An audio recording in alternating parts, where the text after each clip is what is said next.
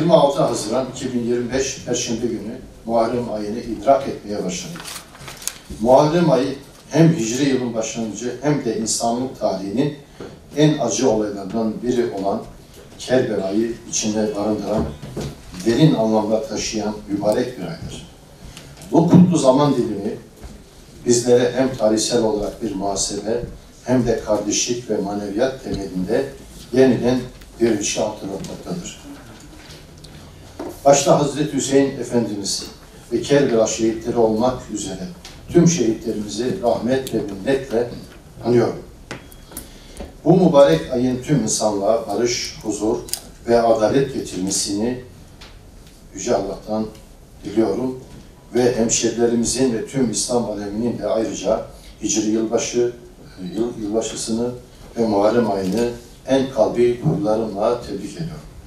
Kıymetli meclis üyelerimiz, Haziran ayında geçirdiği elin bir trafik kazası sonucu vefat eden Manisa Büyükşehir Belediye Başkanımız Sayın Ferdi Zeyrek'e Allah'tan rahmet, ailesine, yakınlarına ve Manisa halkına başsağlığı diliyorum. Biliyorsunuz son dönemlerde ülkemizde önemli yangın hadiseleri cereyan etmektedir.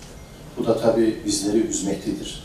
Ama çok şükür devletimiz, milletimiz güçlüdür. El ele vererek birçok badireyi atlattık. İnşallah bu afeti de el ele vererek atlatacağız ve inşallah sağ salim bu işten de çıkacağız.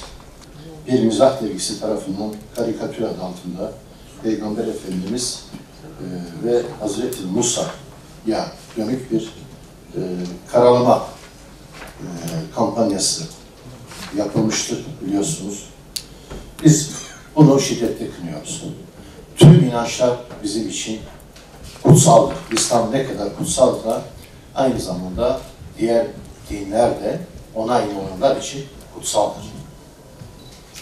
Bizim felsefemiz, bizim inancımız hiçbir kutsalı hangi topluma, hangi inanca ait olursa olsun asla takip ve tezif etmemektir. Hele bunu fikir özgürlüğü adı altında yapmak da apayrı bir garabettir. Biz bunu doğru bulmuyoruz. Ve hakkındadır. Teklifi okutuyorum. Buyurun.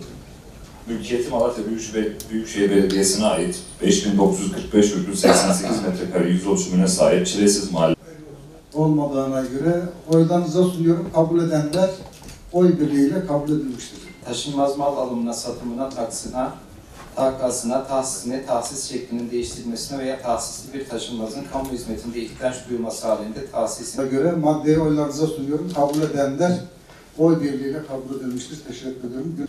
Çözüm üretmek, spor bilinçliğini artırıp toplumun bütün kesimine yayılmasını sağlamak, ihtiyaç duyulan alanlar oluşturmak, gençlerimizi spora teşvik etmek ve spora kazandırmak amacıyla belediyemiz meclisinin Mayıs ayında yapmış olduğu engelli vatandaşlarımızın yaşadığı problemleri yerinde inceleyip tespit edildiler, talepler alındı.